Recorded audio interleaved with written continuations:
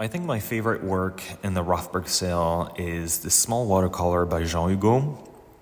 I actually discovered the work of Jean Hugo pretty much through the eye of Sidney Rothberg during last year's events, and I was immediately drawn to his work and especially his gouaches, not because of their bold coloring or because of their great attention to detail, but I think really what pulled me in was their format.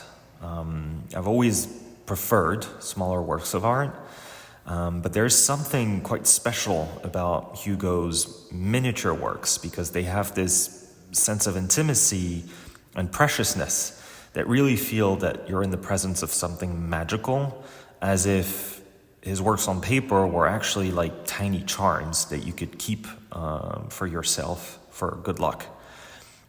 This particular piece stood out to me, well, first of all, because I remember finding it physically in storage.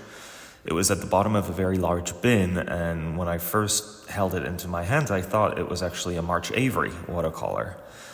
But then, of course, I noticed the signature, and so I really scanned the three women, and they are really what pulled me in, because they felt mysterious. I didn't know who they were, but they were also quite warm and inviting at the same time.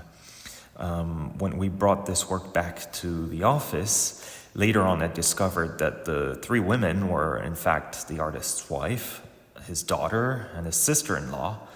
And so at that point the work took a deeper meaning for me, and it clearly became a family portrait that felt even more special.